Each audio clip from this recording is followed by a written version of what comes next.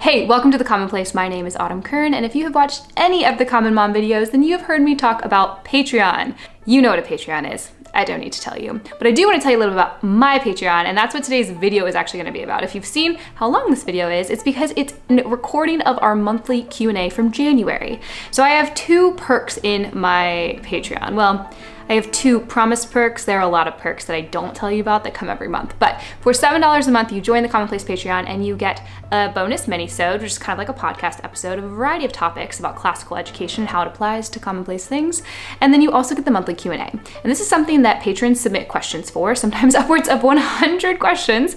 And then we upvote as a crew. And the top ones get answered on a live call where I hop on, I talk through the answers, I talk about how you make the transcendentals of truth, goodness, and beauty really practical in the commonplace things of life. That's kind of my thing. And when we do that, there's a live chat, people can ask follow-up questions live, you can talk to each other, and it's actually a really good time every month. And so I know it can kind of be hard, and you're like, why did you talk about Patreon? What are the resources? What do they look like? Well, beyond all the guides I've made, which you can see in my shop, or just get them by joining Patreon, you also get this Q&A. And even within the Q&A post, the thread is actually one of my favorite things to read because I have somehow gathered a lot of really smart mother teachers, like 350 of them right now. And they answer on the Q&A thread as well. So you're still going to get me with my research and my thoughts and everything, but I'm continually impressed by the caliber of patron that is in the Commonplace Patreon and the amount of wisdom they bring to the conversation. So we're also learning from each other. And so with that intro, please consider joining us at Patreon. You can join below with a link, or I'll put one right up here. And either way, enjoy watching the Q&A. We're gonna talk about a lot of questions. You'll find them listed below. And this is what we do when we get together. I hope you enjoy it. Hello, good evening. I see people hopping on. It is good to be with you. Happy Thursday. My clock says 7:59, but the church bells just rang. And if you've listened to The Rule of Life, then you know that we are all operating on bells now, right? It's bells, time to move to the next thing. So it is time for the Q&A, according to the church down the street. And we are going to go ahead and get started. Okay, the first one in our atmosphere is, can you talk about how you make peace practically with your kids? Can you speak more on the mother's thinking love, from Charlotte Mason? So make peace is a phrase that I've used in my commonplace content because we use it in our house. And so one thing that we do is we use the language and the idea of fellowship pretty regularly and have since our kids were little. It's something that I picked up from the What Have You podcast, the way Rachel and Becca were talking about discipline and order in their homes, and just really connected with the idea. And so I wanted to use that from the start. And so our kids understand that our home is like its own little body of believers, and we want to be in fellowship with one another. And when we break that, when we sin against each other, whether that be sibling to sibling, sibling to parent, or parent to a child, that fellowship for a moment is broken and we need to fix it. We cannot continue on in our joy and jollification until we do. And we stick to that pretty consistently. And so when we do that, we want our kids, they don't feel like rejected from the family or outside of the family, but we want them to feel that the tone has shifted. That's actually really important in this conversation, so that they understand that something has gone off course and is wrong.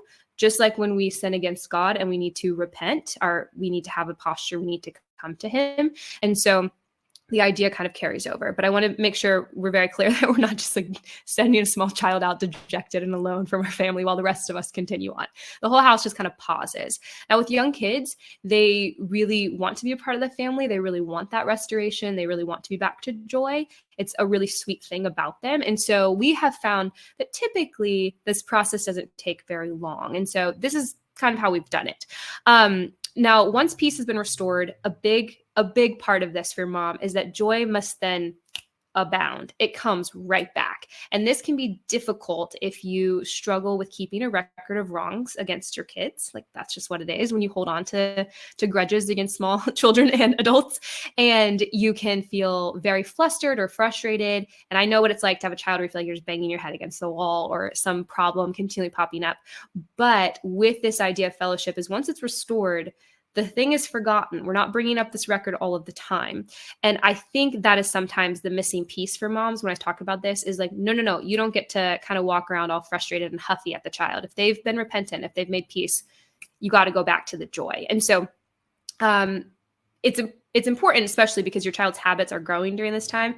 And actually, kids can make the house inhospitable. I know I've talked about this before, but if your children have unlovely habits, they will be unlovely to be around. And so this is why I'm like, from the start, you give your children Christian habits, the path of life, as best you can, as best as you are training yourself as well. And you aim them in the direction of life, what God says is the good life. And their habits have to match that, or else the home can be miserable. It can actually be insufferable for everyone who comes in. So what we did in the early years, and now we are a little more hands-off on this. My kids are 6, 4, and 2.5. If you're new to Patreon, you don't know this.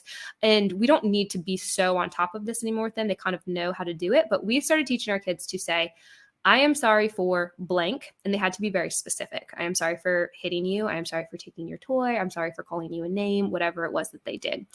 This is very humbling. If you've had to apologize to your child, it is very tempting to be like, I'm sorry. I'm sorry that I was a little grumpy. You kind of just want to skirt around it, because when you have to name it, it really humbles you. And so that's good for parents to do, and parents should do or consider doing, and also good for the kids to do. So we're very specific. I'm sorry for blank. Will you please forgive me? They also have to ask for forgiveness. The person who was wronged says, I forgive you for blank, the specific thing again, because in forgiveness, the person who absorbs the cost of that, like, also needs to know that. And then we would give each other a kiss of peace. And so our kids would peck each other, which usually turned into like a hug of wrestling of some sort. And they end up on the ground laughing, because again, kids are very quick to repentance and then back to joy. And so that is kind of what we would do. I was actually, as I was typing this up for notes for myself, I was thinking, I've actually been really bad about making sure they say, I forgive you for specifics. I've just been hearing like, yes, I forgive you, and been like, okay, the kids are fine. But actually, I'm glad someone asked this, so I can be like, oh, I want to bring that back, because I think it's important. And then one thing is to not let your child who was maybe wronged continue to bring it up. And this has been something that has kind of started now as my kids are older, and they do notice that they have sin patterns, like, oh, the sibling does do this thing. This is kind of their sin issue. And so they want to kind of throw you always do this, or this happens all the time and you don't ever change, and things like that. And so we're starting to enter that phase where the kids are a little bit more aware. And we're trying to teach them what it means to not keep a record of wrongs. And so I think connecting this to the mother's thinking love, so we can kind of pivot to Mason. One thing that I've noticed in myself as a mother is that it can be very tempting when maybe reporting to your husband about what's going on, if he's at work or gone all day, to be like, this kid is always doing this thing. And it kind of runs the line of that record and whining and getting kind of bogged down, which then I think just feeds into your next day of work with your children, where you're like, oh, again. But instead, when you talk about it, if you use the biblical language and you're like, this child struggles with selfishness, or this child struggles with self-control, one, it maps out a course of what you actually need to be focused on and what you're teaching and training. Like, oh, I am working on self-control. I'm working on patience with this child, which is really helpful, rather than just, this kid is driving me up a wall. Nothing ever goes the way I want it. He's always doing this thing. But that sort of language shift and presenting it like, hey, I love this child, and this is just where they're at. This is maybe what their passions are, or what their sin issues are. And going from there is a better way to pursue that when you're working on making peace. And so that comes into the mother's thinking love. So mother's thinking love is a phrase from Charlotte Mason. It's in the first few pages of Home Education, and she gives a challenge to mothers to offer their children a thinking love. So I'm sure this was true back then, but if we think about modern moms now, we kind of are given two options of loving our children. Of course, this thinking love is going to be the middle way. These are the two ditches that I usually see. The first being an indulgent love that just caters to any whim that your child has. You're just little besties on Instagram. They're just like your mini you. Maybe you don't discipline them because you're just letting them be as they are. That kind of indulgent sort of love. And then there's the sort of lazy love, where no matter what group you've decided is your group, you kind of just go along with whatever they say. This could be a gentle parenting group. It could be more of a conservative authoritarian type group. It doesn't matter. I'm not picking on a group, just that you hop in a group and then you're like, whatever they say is good. I don't have to think about it. I just adopt the customs, the expectations, the discipline practices, the norms of that group, and just go forward. And Mason is asking for a mother to actually know her children and then act on her love for them. And so a couple ways that would work out would be like considering the boundaries of your family. What are the boundaries of what they can read, the ideas they will engage with through film, through music, through books, through people? How will I educate them? How will I motivate them? Are there options and discipline strategies where I can manipulate their will, or I can't? What kind of boundaries will I put around myself? what is the good life? What is the picture I'm showing them? Am I actually pursuing it? How do I bring in all 5 senses, all the parts of our life into that? She really wants us to apply ourselves to this whole life and then pursue it with our children. And the other one is that she, I think, really pushes is self-control for mom. Yes, because a lot of times, like we think about masculine activity, we're wanting to overstep and do things for our children that show that we actually don't understand God's natural order and design in the world, his design for an image bearer, his design for how they live and how they grow. And so we want to just like hop in all the places we're not actually supposed to, which usually burdens us and tires us out because we're doing things we shouldn't be doing. And she wants us to just actively submit to God and all of these things and then go do the good works, right?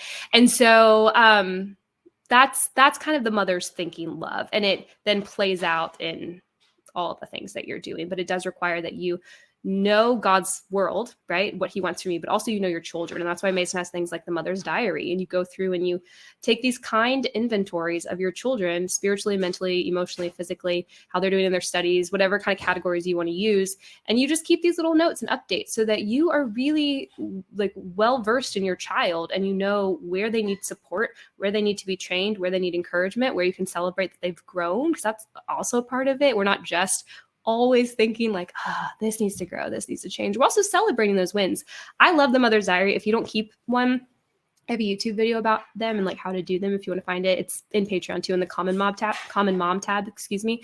But it can be really easy in the mix of a lot of little kids who are constantly changing to not even notice that your kid has really mastered something or really grown in a fruit of the spirit or something like that, because you're just always so focused on what needs to change. And so that thinking love just means you are a present mother. Like Mason will say, the whole do not despise your child. Part of that is giving your best to other things, to coming to your children tired and worn out and not able to be that kind of thinking mother because you stayed up too late. You're not eating meals regularly. And so your blood sugar is always tanking. You're too busy texting your friends, whatever it is. You might be reading too much. There are a lot of things where our loves are out of order, which we're going to talk about later, the Ordo, amoris. But that's Mason's challenge. That's what she wants for mothers. It's basically taking it like a serious calling. So, okay, let's see here. All right, I've listened to your podcast, All Education is Sacred, and I've heard you mention in multiple Q&As about there being no divide between the secular and the sacred. This is very much a new concept for me, but one that resonates deeply. Can you elaborate and point to resources? Yes, I love that it resonates deeply. I love when an idea does that. You're like, I can't articulate it, but I really love this. Okay, so when I repost the questions and resources, I have a nice list of all the people, a couple of books and all the people just to pursue. So like all of my favorites, C.S. Lewis, Jordan McDonald, G.K. Chesterton. These are all guys who had an amazing sacramental imagination, if you will. And we're going to get into that. And reading their works will just show you, like Chesterton had such a great view of the world. You're like, I want that view of the world. How do I get that? So I have a whole list of authors to read and then a couple of specific books to consider. So with the language, as we get into this, other parts of language I'll use would be sacramental. It's another thing I'll use when talking about this idea. And that can be confusing for people, particularly if they think about sacraments within certain church traditions, which are holy mysteries. And that's kind of separate. It's connected, but it's not exactly what I'm talking about. I'm talking about learning to see God's love in all things, to see an invitation into life and into his love in the ordinary things around you. So we have learned to call a lot of things that happen in our world just natural phenomenon, right? Chesterton talks about this when he talks about the sun rising and the moon spinning and the ocean tides coming in and out, that it's very easy for the modern man to be like, oh yes, that just happens. It's how it's set up. We understand the scientific blah, blah, blah behind it. And those things do exist. And it's fun to know how God created a world that has systems and it works. But his point in this is that actually this is kind of magic. And we're actually going to have a video about magic. I know the word can really be a confusing thing for people. We'll talk about what God means by divination and then what magic is, as in like God's grace moving through the world, the spiritual material connection. It's coming. It's coming. There's a lot of stuff going on right now. But this idea that there is actually a halo of sanctity around all things. And it is hard to learn to see that way. Kids are really good at seeing this, right? Like if you take a child, or maybe even an adult who's lived in a landlocked state, but if you take a child to the ocean for the first time, they've never seen anything like this. It's beautiful. It's mesmerizing. They have to be in it. They need to experience it. They think it's the coolest thing ever, right? Adults can go and be like, yes, the ocean, it's beautiful. It's a nice, restful place for a vacation. But we've lost the ability to see what is actually reality around us. And so if you've been following along as I was reading Hallowed Be This House by Thomas Howard, I actually used a quote in, maybe it's the Liturgia Guide. It's in one of the guides. I think it's in the Liturgia Guide, where he says basically if we could strip back the veil of our ordinary life around us, we would be dumbfounded by the spiritual mysteries and things going on. Like it would just blow our mind what God is doing in his created material world in the immaterial sense. And this gets hard because we often think of religion and theology as primarily focusing on the spirit, not the body, like on the soul, not the body. So on the immaterial, not the material. And so we kind of push a lot of the material away. And yet what we're trying to do in this conversation is show this like unified reality that actually exists and trying to train ourselves to see it. And so the spiritual actually does invade and transform our ordinary. And as we begin to realize that and to see God's order and design in things, we start to realize that all of everything is a submission to his ways and his design. And so you start to get into things like with that episode where I talk about how math is a thing of God. And so by learning to do it well, you become more like God. That's a very different idea than just saying like, oh yeah, we can do math to the glory of God, which we certainly do.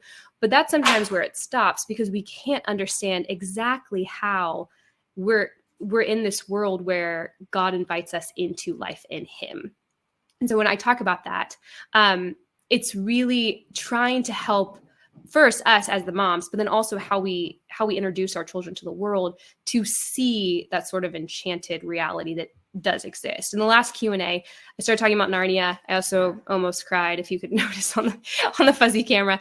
And I was talking about the veil being thin sometimes. And for a brief glimpse, a brief moment, you get a glimpse of something like, oh, Narnia in full, or where heaven meets earth. And you actually, for a second, better see what is true. And this is what C.S. Lewis, if you've read any of his work about joy, this is what he was referring to when he would talk about joy. It's a very particular word for him, particularly before he was a Christian. He would describe it and ultimately realized it was this hit of beauty or this hit of a deeper meaning and transcendence that just surrounds us, that we're all longing for. And we pursue it in so many different ways as moderns, but actually it's in the commonplace, it's in the ordinary, it's all around us. And so really, it's about training ourselves to once again have wonder and let that wonder draw us into obedience and let that obedience draw us into life. That's kind of a thing. There are people, I'm going to link again to the books and then all of the writers, and they will take you much deeper than I can take you on this. This idea of the imagination being something that's sacramental is my new favorite thing to read about and think about. But it's just also very, very hard sometimes on modern ears and modern minds to connect it. And what's so fun is to think that Christians actually thought like this for a very long time. And so if we just punch the Enlightenment, like I try to do at least once a day, then we start to see where things were stripped out because they couldn't be experienced with the five senses, or they didn't fit with a rational understanding of the world. And yet we live in God's world. It can't be understood just with our rational minds, right? And so that's part of it, because we use our imaginations. We use our imaginations to perceive and interpret the world as it actually is. Charles Taylor and James K. Smith have excellent pieces kind of describing how your imagination works and then how that pulls you into the good life, which you guys should know plenty about from the commonplace. And so how we perceive and interpret is going to really shape then how we pursue and learn and order ourselves, what we defend, what we protect, what we love. And of course, that's all going to loop back into the formation of a person. So we tie back into education and we tie back into the point of being an image bearer. It kind of all connects. Okay, let's see here. What do you do for Lent and for Easter? Any resources you love, rhythms you use in your family? Okay, so we're kind of in the weird spot. If you caught I think it was the last Q&A, maybe it was 2 Q&As ago, I shared that we are Orthodox inquirers. So we're on like the journey towards the Orthodox Church. And so we're kind of in this middle land of things we've loved from our Protestant backgrounds and then things we're learning about. So old things, our old church, PCA Church was wonderful for Lent. They actually provided basically like an Advent calendar, but for Lent. And so for the entire family to do, kids included, and it would alternate between on the calendar, almsgiving, prayer, and fasting. So basically like an advent card, except my kids would always be like, we like the advent calendar more, because they would get like a piece of chocolate. And this one was like, you need to give something away. You need to pray. You can't have snacks today. And so they definitely preferred the advent calendar. But this is a spiritual exercise. Lent is a time of spiritual exercise and discipline. And it's not Advent exactly. So we would do that. We would do that calendar. I couldn't link it to you. I think the church made it. I'm sure you could find something like it. We would also attend the Ash Wednesday services and then all the Holy Week services that our church also provided that were really lovely. I'm not sure if every church does Holy Week services, but we really appreciated ours. It was a nice way to enter the drama and the story of Christ headed to the cross, and then Easter. And we did celebrate, is it 50 days? I think it's 50 days for Easter. So we would try and extend that time. It was hard last year. It was the first time we tried to do that. It was difficult to find ways to continue to celebrate, but here's what I figured out. So we would take away certain family liturgies for Lent so that Lent felt different in our home. We wouldn't use any candles. Oh, actually we would for Sundays. Okay. But we wouldn't use any candles during the week. We kind of did like reverse of everything we'd just been celebrating. We took away our Sabbath cake, which I have a post about. It's something we do on Sundays. We take away our pre-dinner toast to the King. So we kind of like put the Alleluia in the grave and kind of like shut it down. If you are interested, Little Way Chapel, I linked to, I think her name is Alyssa's shop before for Advent. She also does stuff for Lent, and it's very beginner friendly, user friendly. I would recommend starting there. She's deep in history, and so she pulls from a lot of places, and everyone should find something or feel welcome with the resources she makes. It's not overly one tradition. But anyways, so we would kind of put the Alleluia in the grave, and then we would just keep it out for all of Lent. So gone is the cake, gone are the candles, except for on Sundays. We kind of do a reverse Advent. So one thing that I have maybe mentioned in here, I can't remember, is that you can save your Christmas tree trunk and, you know, strip all the branches off and drill holes in it so it becomes your Lent table like candle holder, and then you work yourself down. So where Advent's like each week you have another candle and the light is growing, Lent is the opposite until you have no more candles. So all the light is gone. You've gone completely dark. And that was something that the use of light is something we do around the year for us. And so that was one that we particularly liked. And then for Easter, we always have a big huge Kern family celebration. And the Alleluia returns, to the King returns, the cake returns, and we feast a good bit. And there's a lot of, Christ is risen, sort of call and response things. And then we just try to maintain that excitement. Like Easter is the holiday of the year. I think we celebrate Christmas like the holiday of the year, but Easter is really the holiday of the year. And so see how you can extend the celebration. I was still trying to kind of parse through things like Easter baskets and egg dyeing and trying to figure out where these came from and when they entered traditions. And so we haven't done a lot of those things, but this year I'm hoping to do some egg dyeing. So like I said, we're kind of switching gears here, and this will be our first Lent, first full Lent of going to services at the Orthodox Church. And there are a lot of ideas here where the church just provides what you need. So you don't need to go out and find a devotional book or a resource book, which I've always done. Like I tried to find like a Bible study to do or a devotional. And I think those are great. And I will try to remember to link some of them, or please add your own if you have favorites. But the posture seems to be like the church will tell you what to do during this season. And so we're going to go to services and see what that is like. Let's see here. Okay, I think that was all I have for that one. All right, can you please give us more examples of the games you play for habit training? I think I'm too rigid. And then someone else added, how do you do this in a way that forms the kids towards obedience rather than towards the fun? This is a really good question. Okay, so this really depends on the habit. I do want you guys to know that a lot of my fun habit ideas come out on the fly. Like I'm shooting from my hip. Some of them I found have worked with all of my kids, so I keep using them. And those are usually the ones I give as examples in here. And then other times I just make up something as I'm going and see how it goes. So you can do that. You have freedom to just try something. And that's kind of what I do. I think what helps, we'll start with the overall tone. What helps so that it's not overly rigid or overly intense is to remember two things. First off, Mason says this, that there is distinction in obedience. So the higher the office to whom you are obeying, the greater the distinction on the person who is obeying. So to me as their mother, like there is distinction and joy in them obeying me, but it's a lot higher and a lot more joy and distinction when they obey God, right? So I'm trying to teach them to obey me so that they can continue to learn how to obey God and really feel that satisfaction and joy of life in Him. The other thing is that in the early years, it can be a very mixed muddle of having very high standards, and that's good because you want to call your kids up to something, and you have this picture of virtue and wisdom in your head, and you're like, well, Scripture gives this command, and I want you to obey cheerfully and quickly every time, and that's good. I do very much recommend holding a high standard, but with very realistic expectations on the child. And this I think helps disentangle some of the emotions that moms can feel, like this is a personal thing against me, or it's you're just out to ruin my day, or I can't believe I have to do this all the time. Sometimes getting behind those feelings and figuring out what is the big picture here, what am I doing, and what is kind of my like compass set towards can really help. And so depending on the child, there have been seasons where I've been like, yeah, I have the high standard of I expect you to, or I will hold you to the standard of I want you to obey quickly and cheerfully.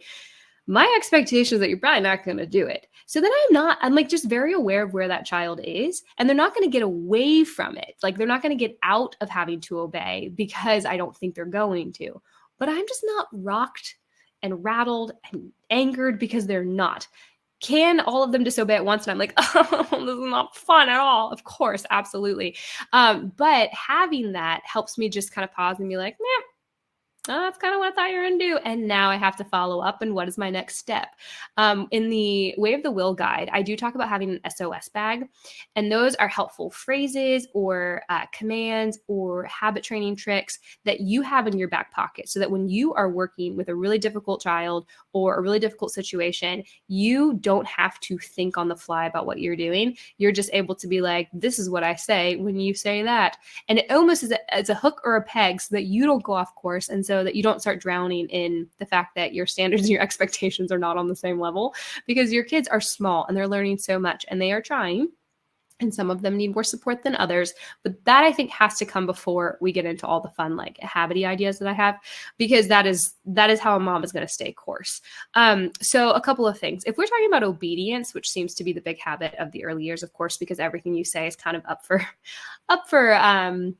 we could place bets. Are they going to do it or are they not? There are a couple things I'll do. So yes, I play the habit game or the obedience game where I'll hide in the house and I'll call to them if you have not heard me talk about this. And they have to say, yes, mom, or yes, mommy, yes, ma'am. And they have to run to me as fast as they can. And I'll hide all over the place. And so they're like trying to figure out where I am based on my voice. I will also take them out to the trail or somewhere like the playground where it's really low stakes. No one's out there. I don't actually need them to do this thing. And I will just train them on the muscle memory physically and the muscle memory like neurologically of saying, do this thing, and they have to do it. And the thing that we're learning is to obey mommy when we hear her say something. Now, if I have a child who's like really off course, I don't remember where I got this. This could be Mason, or it could just be a Mason mom on the internet. But I found it to be really helpful is to put a kid on your hip for the day or a couple of days. Maybe it was even a patron in here. If this was you, props to you. But you just keep the kid with you all day and you do everything together so that every time you tell them to do something, you can follow up and make sure it gets done. None of this, like they're over there in the other room and you're like, put on your shoes. Have you guys noticed that putting on shoes can be a thing at my house? Because it's always my example with little kids, putting on the shoes. No, they're just right with you the whole day and they don't get to leave your hip. They don't get to go play and be wild. They have to just stick with you until you are making sure that they are answering and doing what you want. Now, you can have a good attitude about that and you can be funny and joke with the kid and keep it kind of lighthearted. But sometimes that's just serious business. Like you are actually considering life and death. You want your child to live in Christ. You want them to have the habits that they can then use in service to Christ. And that's something else about setting the Christian habits at the beginning is that you take your habits with you into your conversion, into your life, into your salvation. And you can have bad habits and guess what? They don't go away overnight. So you really, that's the vision that sometimes the inspiring idea that keeps me going. It's like, I really want to bless my children with the habits that will help them to serve Christ well. Now let's see here. Another one. So, oh yes. Okay. So sometimes what I'll do is they have to do the right thing a certain number of times. So if they have not left a place well, right? Like if we've been in a friend's house and they're just really into playing and it's kind of probably not going to work, that they're all going to leave well. When we get home, we have to practice that a number of times. They did it poorly once. I'm going to make them do it the right way a couple of times, which is more runs on the habit track I want than on the habit track I don't want. Another thing I'll do is ask them to tell me what they should have done, like maybe on the ride home or something. The mind that is making the connections, as I say, is the mind that is learning. And so now that my kids are older, I can say, like, that did not go well. What should you have done? When did you choose not to, kind of walk through that? And I think that is kind of the beginning steps of the way of the will. Like, they have to learn to reject and accept those ideas that help man's soul, reject the ones that don't, and accept the ones that do.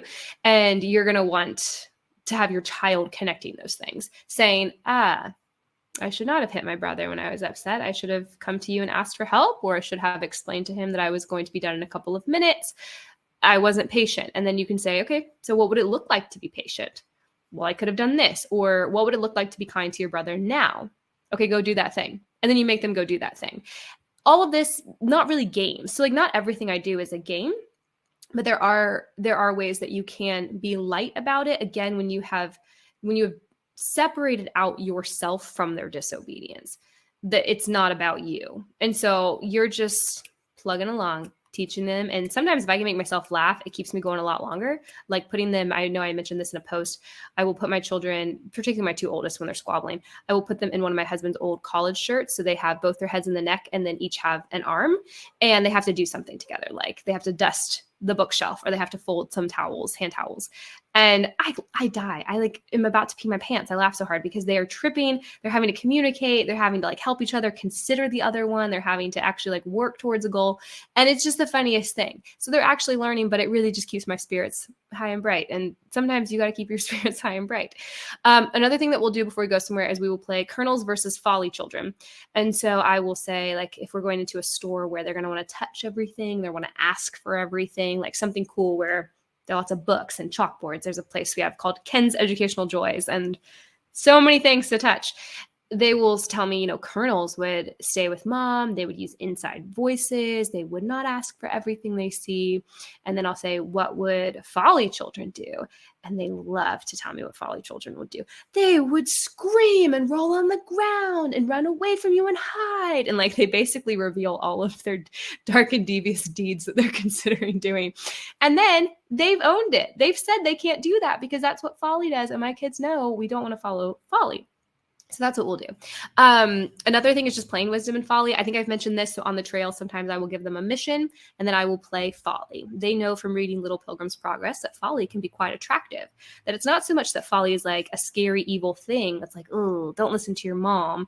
Folly can be wouldn't it be so much more fun to just play with our dolls instead of cleaning up our room? Wouldn't that be way better? Folly can be very friendly sounding. So I will pretend to be Folly and I will try to get them off course of their mission. We also will just talk about here's a situation. What would wisdom tell you to do? What would folly tell you to do? And my kids are just constantly learning to recognize these two and then hopefully choose towards wisdom, choose what's good. And then for the formation part, because I think this is such a good question, we don't want to be attracting our children with gimmicks or just games all of the time. But I do think of motherhood as this very long journey in one direction, right? And at each part, you're going to have a different developmental stage. You're going to have different children's personalities. You're going to need to touch on different nuances. And so what the focus is at one point is maybe not going to be the focus later. But for these super young years, and I'm saying this as a mom who's my oldest is 6, I don't want to pretend I have proof of my pudding or anything. This is stuff I've gathered from older women, from scripture, from just great old books that seem to have this healthy sort of family life. And so what I have noticed in the early years is I want to make what is invisible visible for my children. And that's kind of just a principle I do in a lot of things. For those of you who caught up with Brennan Browen, you know that for a while, Browen needed help realizing that to fight sin internally, he needed to fight it externally. And so I gave him a sword. He had a wooden sword. It had to be on his person at all times. It wasn't a toy. He wasn't playing with it. It was when he was tempted towards disobedience, I would ask him to slay the dragon and he would have to slay the air. It was just an actual battling thing. And I was trying to make what needs to happen internally external for him so he could grasp it, he could see it. And I think that's the same thing here, where I want them to see that obedience leads to joy. I know there are obviously nuances to that obedience could lead to martyrdom or something, but still it would be joy in Christ eternally. But I know people kind of want to push back on me on that. But for the early years, for what I'm just trying to get them at now, I'm not saying this will be the only thing I ever talk about in my house, but right now is to see that when they obey, we get to have fun. We have more freedom. We get to do more exciting things. If they're cleaned up really well, I've mentioned that I will throw chocolate chips at them. It's not that if they clean up, they get chocolate chips. That's never the offer. And if they ask for chocolate chips in order to clean up, absolutely not. But if they're just having they're doing good work and they're feeling that satisfaction, why not make that something they can taste, literally, they can touch, they can see. I just had the first time I had an ask a question notification. What is your little green pen? Okay. So that's pretty much the end of that question. So I will go to this. So this is a dragon with a book. Can you see it? I will try to remember to link to it. So I bought one around Christmas time from Riverbend Press. I was in there. They are their printing, like, publishing house that provides a lot of things for the CMEC, our curriculum. And I was in there buying some gifts for people, and they had these by the checkout. And I was like, I need that. Oh, Texas. Oh, it does kind of look like Texas, but no, it's a dragon. And so on it said worm, like verm, like WYRM. And that was the word for dragon in medieval English. And then bookard was a library or a book hoarder, things like that. And so you could rightly, should you be a bookworm, be called a book dragon. And you guys know how I feel about dragons. So, but I lost it. That's part of the story. So I lost mine. It came off my jacket and I was devastated. I was really upset, but didn't feel like I could buy another one because it was just like a fun little purchase. And so my friend just surprised me last week. She figured out like how to find one online because they don't sell them on Riverbend's website. She found it online and surprised me for my birthday with another one. So it was the best. So it's my dragon pen. There are a couple things in life I would like to be known for, and one of them is like the co-op mom who has a dragon on all the time. So okay, let's see here. Moving on to life. So how do you filter music for your kids? Do twaddle rules apply to music? What resources do you recommend for fun, edifying children's music? And then I'm looping in another question. Can you please touch on how to balance a Mason-style living when it comes to entertainment? Are there children's TV shows or movies that have living ideas rather than just twaddle? Do your children ever watch anything? So these kind of go together. So I'm going to just lump them.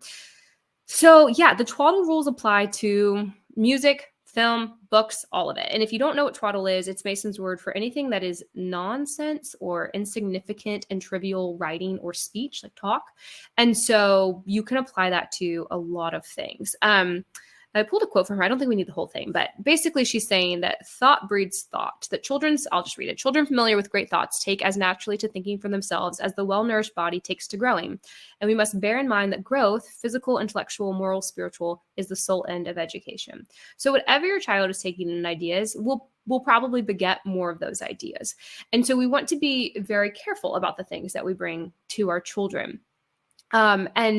And those ideas, we must remember, also feed the inner thought life. So if you think about what is forming, Tay, I'll have to look it up. I pulled it from my commonplace, but I didn't grab the volume and page, but I'll look it up for you. When we think about what forms your loves, your affections, the things that you will pursue and you will defend, that good life that I'm always talking about, it's ideas that build that. It's the ideals that shape the contours of the mind towards that. And so we never know when a particular idea is going to seize our children. And I'm using seize because that's one of Mason's verbs.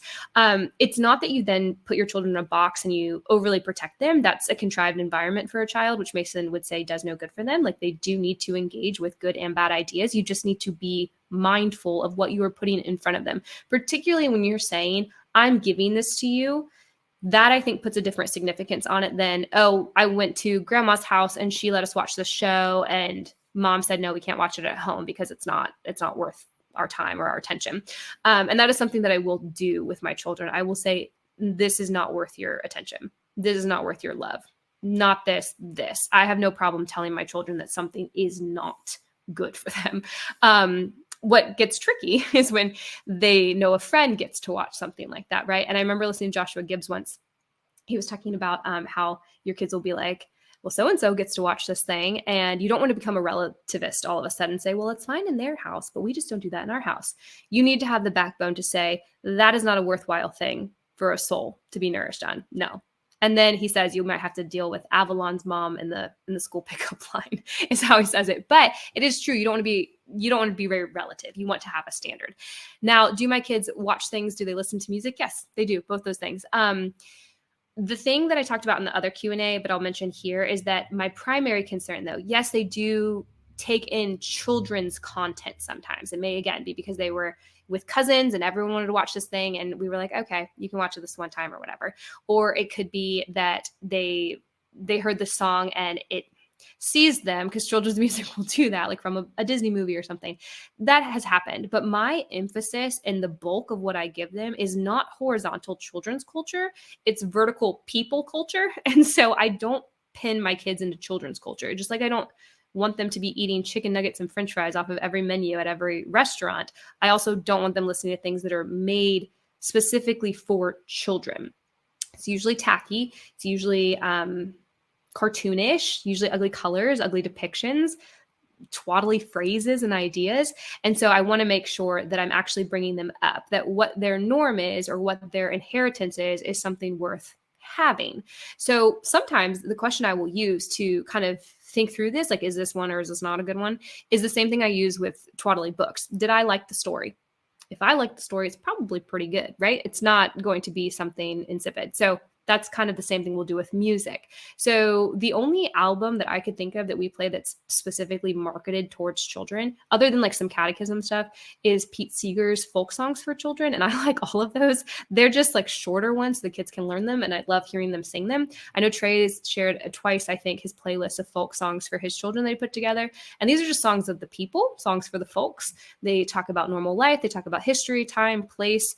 We used to sing a lot more as a culture. And so people would gather and they would all know the same songs. That was, an enriching thing for life, and it is for our children still. And so those sorts of songs maybe are thought of now as children's things, but they're not really. They're like a historical tie to generations past. And we'll do the same thing with some of our favorite songs. So we play a lot of like Irish tunes, Scottish tunes. The sea shanties are a favorite. We'll play things that we know my father-in-law, he's passed away, but he loved, that his dad loved, those sorts of old songs. It doesn't always have to be classical music. So this is another thing too, when you're thinking about the principles here, whether that be super old, classic films or music. We're kind of talking about both, but we want to remember that distinction between the uncommon and the common that I talked about in a mini-sode this past summer. And again, if you haven't listened to that, that's actually Joshua Gibbs too. It's the same talk that I originally listened to that kind of sparked these ideas. And he has a new book that I've also thrown out in here, Love What Lasts. It's coming out soon. I highly recommend it, and explores this idea more, but not everything needs to be uncommon. Bach is uncommon. There are not many Bachs in the world, right? It also requires effort on your part to learn to love it. It may not originally suit your taste when you first hear it. There are other things that are just perfectly normal, like folk songs that are common, that are super good as well. So you don't always have to think like, oh, it has to be the most like, thing over here. It can also just be something that's just like good for you. And so that's kind of how we start working with principles. I also want to say, and this kind of goes back to the movies and having movie nights, there are songs that my husband wants to play for the kids. Like he was just playing tonight, he was DJing for their dance party. And we went from like Johnny Cash to Elvis to the Beatles, like just different songs where some of them I'm hearing the lyrics and I'm like, nah, it's not really what I want in their heads, but I'm not going to stamp my Charlotte Mason foot, right? He is sharing things that he grew up with, that his family liked to listen to, and different things like that. And I think there needs to be wiggle there for the mom with the ideals. I just always try to say that you're working with your husband who also loves your children and cares for them and maybe doesn't read Mason all the time. But for you, for mom, I know that I noticed, particularly with music I listened to when I was younger, I didn't have as good of taste as maybe my husband did. I listened to things like Taylor Swift and Ingrid Michaelson in high school. And so there are old songs where, Taylor Swift is just singing about every boy that she loves in high school. That when I actually started hearing my children singing along with them after dance parties, I thought, this is not the picture of a love story I want in your mind. So I had to nix those. I don't play them in front of the kids. I just don't really play them anymore. But still, I wanted to kind of pull from my past and then realize, actually, this thing that I used to really like maybe isn't the best. And so when you think about lyrics or you think about a movie, is it building a picture that fits into that good life?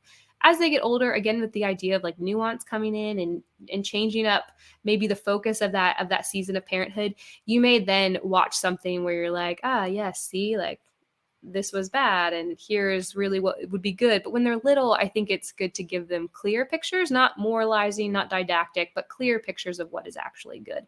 So yeah, could there be kids shows or movies that do that? Certainly.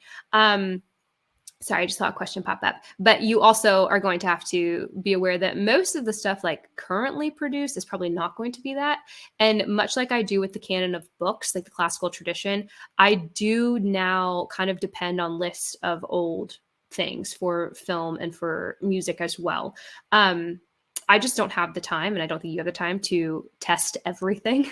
And so much like I find comfort in people telling me these are books worth reading and things worth loving and have been for centuries, I am also partial to looking up a list of like not centuries old movies, but these are older movies that continue to look like they're going to remain for another generation or two, and they've already been around for a few sort of thing, and kind of use that to my advantage. Can you listen to names of ideas of artists in the thread that you enjoy? I've never heard of Irish music and music from great grandparents. I wish I had grandparents in my life. Sounds so sweet. Sounds so fun. It's Elliot.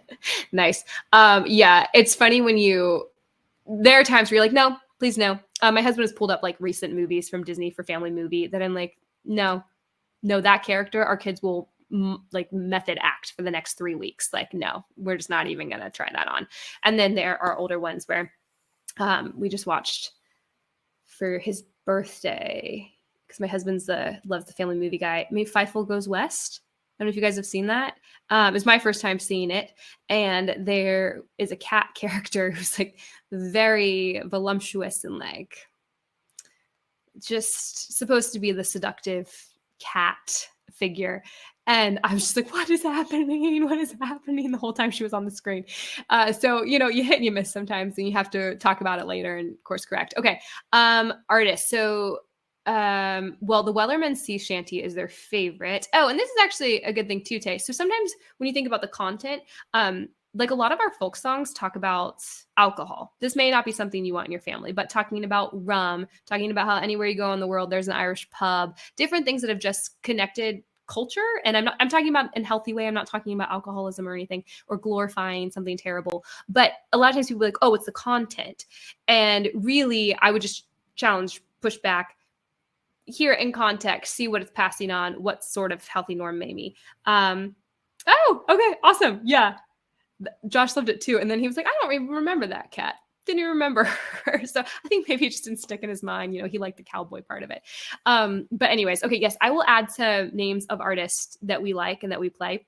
A lot of times I find that my husband I'm more like the super old, the classical. I'm like, oh, let's do this. Like Bach Cello Suites is my favorite piece of music. The first time I ever heard it, it really captured my soul. I couldn't be untouched by it. And it has always remained as my favorite. Nothing is better than that. I would take it on a desert island and listen to it on repeat all 2 hours of it. If Yo-Yo Ma wanted to come with me and play, fantastic. That's my favorite thing. So I will go way back there, right, with the kids. And that's a lot of what we listen to, particularly in the car now, because I don't have the smartphone. We just listen to classical stations. So we found some new favorites. But then Josh is able to bring in all of these artists that he grew up listening to and loving, that his dad introduced him to. And then again, I'll kind of bring in some of the newer stuff. So we're kind of all over the place. Now, one thing that I wanted to say, I did have a tip for. So yes, Tay, I will add things to the list for you. One thing that I wanted to is that with the horizontal kid culture and stuff, my kids love the strings, right? We have a violinist and a cellist, and we have one gunning for, he says a cello, but sometimes he switches around. And so we play a lot of music that is really beautiful. So we'll play classical music, we'll play folk, we'll play bluegrass. Like we're talking about things as new as like Nickel Creek or Trampled by Turtles, like very current stuff that gives our children an inspiring idea of what they might be able to do one day. So I've been asked a lot about how do I get my kids to play their instruments, or how do I get them to practice, particularly my youngest when she started so early because she wanted to. And it seemed like everyone felt like they were pulling teeth. I have tried, and I've seen good success with this, that when my children maybe seem like, I don't really want to practice, I just don't want to do it right now, or this piece is really hard, I don't want to work on it. If I just play really good music that includes their instruments, they will be back to practicing without me saying anything. And this is all C.S. Lewis's idea. I'm pretty sure he talks about this in Weight of Glory, that if a young schoolboy wants to read the Greek literature in Greek, he needs that promise of what he could do in order to sit for years with his Greek grammar book. Just doing grammar book, no one's going to stick with it. But if you have that idea of, oh, I could enter into this beautiful thing, then you're far more likely to put in the effort and to continue in the slow plod. And I found that to be true with music. So we play a lot of music that includes violin, cello, mandolin, banjos, things that my kids really like because they will get their instruments, they'll try and play along. And they like having something where they will say, I want to play that one day. I want to play music like that one day with my brothers or things like that. And so that's just like a little tip with music and film as you think about stories. Same way with books. What do you want them to enter into and embody? That's usually a good question too. Okay, let's see here. Can you chat about Ordo amoris? How can we grow in love for those things we ought to love, but maybe don't, i.e. managing the household or constantly serving our families can be hard to love those sometimes. Yeah, it is. For sure it is. It's part of the salvation, right? Learning to rightly love and part of our sanctification. So, okay, I pulled from C.S. Lewis because it was in my commonplace, and why not just let St. Jack say it better for me? So he's talking about St. Augustine, who has the phrase Ordo amoris. I think it's in the City of God, right? I think it's the City of God. And so he says, St. Augustine defines virtue as ordo amoris, the ordinate condition of the affections in which every object is accorded that kind of degree of love which is appropriate to it. Aristotle says that the aim of education is to make the pupil like and dislike what he ought. When the age for reflective thought comes, the pupil who has been thus trained in ordinate affections or just sentiments will easily find the first principles in ethics. But to the corrupt man, they will never be visible at all, and he can make no progress in that science. Plato before him had said the same. The little human animal will not at first have the right responses. It must be trained to feel pleasure, liking, disgust, and hatred at those things which really are pleasant, likable, disgusting, and hateful. So there is a hierarchy to love, right? With God being at the top, and then how you should love other things. You should love your husband more than you love your morning coffee alone. Like there is a whole ladder of things. In doing that, you are ordering your loves or your affections. So your emotions about things need to learn to conform to reality is a good way to think about it, or consider if they're proportionate to what's actually happening. And that can be really difficult. So in this, of course, Lewis is talking about students and training just sentiments so that when they get to that age of reflective reasoning, they're ready to go. We're kind of all there, right? We're kind of beyond that. And unfortunately, some of us have been malformed, or we just didn't learn this, or we just have a bad picture of it, or we're just struggling. We're just struggling in the Pilgrim's Plod. And that is the reality. And so when we think about this, I am going to use Mason's instruments of education because I actually do think they're most helpful way in order to grow in this. Because I mean, I can't remember who asked this question. I forgot to write down the names this time. It can be really hard to find joy in constantly denying oneself to serve others. That's a hard thing to do. And each stage of motherhood kind of adds more to that, right? So what we need to realize, though, is that our work is not going to change. Like we are going to be doing this service or we're going to be managing for a home, but we can change. And so that should be encouraging. And so I want to kind of weave together some Mason and some James Clear from Atomic Habits because I think it's really helpful. So the first thing you need living ideas to spark change. Mason talks about this all the time. You want a habit to form, you're going to have to give a kid or a person just a living idea. And so, of course, mother culture is a great way to start doing this, reading books that give you a picture of maybe a wife or a mother or someone who is just duty oriented and able to sacrifice themselves or to deny themselves out of love for God and neighbor really well so that you have this vision in your head. For me, Corrie ten Boom really messed me up for like a year because I just realized I wasn't like her and I really wanted to be. So connecting with someone through books or connecting with an image of an idea in a book is the first step. You have to find that. And so we could talk about books that particularly would be helpful for homemakers or for mothers, but that is going to be one thing. Stepping Heavenward by Elizabeth Prentice would be another really good one if you particularly want to see like the growth of sanctification over the course of a life. Little Women is a lovely one. Yes, Marmee. Okay, so first time I read Little Women, like a lot of people, I wanted to be Jo March.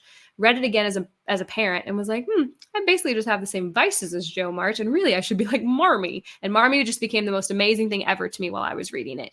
And so having things like that where you're like, I want to be like that, or the flip, having ones that you don't want to be like. Having pictures of, Charles Dickens' Bleak House and being like, I don't want a bleak house. I don't want a house like this. I don't want to be like this.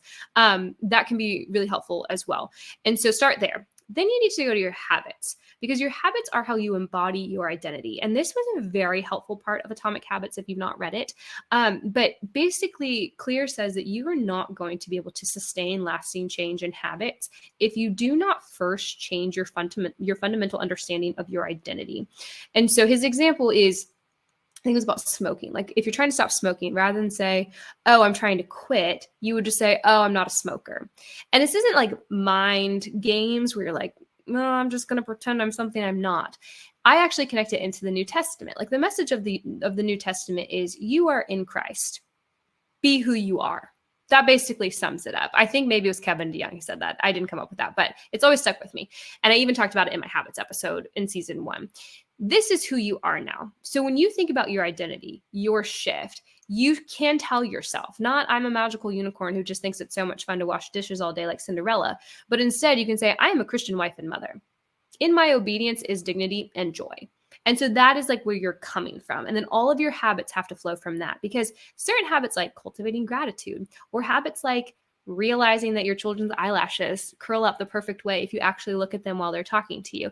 Things like that, you can practice and cultivate those things that actually then start to shift how you see the daily habits of your life. Also, just doing them and choosing to be cheerful like you would expect your child to do will reap benefits, like good fruit. I remember noticing just between my first and my third that things that seemed really difficult or really exhausting for my first became like these just like simple joys with my third. Part of that's just growing up and maturing. Part of that is just understanding like, oh, the kid's fine, right? Like I don't need to freak out about every little thing. I'm just a lot more comfortable in my ability as a mother.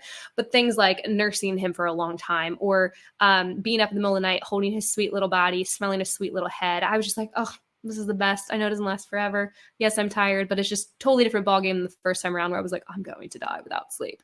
And doing the works, just keep doing the works. And I think partly you do just start to shift as you grow in your competency or your gifts or your abilities. And then also setting up habits so that you choose to do them cheerfully. Like if I'm going to be up in the middle of the night, I know I'm going to be praying. I'm not going to be sitting here thinking about how many hours of sleep I am or not getting. In fact, for a while, I wouldn't even look at my phone when I got up to know what time it was, because I just didn't want to do the math. And the only way for me not to do the math and then want to tell my husband about how little sleep I got was to just not even know what the number was. And so that was really helpful for me for a while. So little habits like that. And lastly, with your atmosphere, set up a house that blesses you. Also, I think that in this community, I notice how hard moms are working to be intentional to think about everything for their children. And it is completely fine and right that you think about if your house also blesses you. So I put poetry by the coffee maker, because then I can read a little bit of poetry there.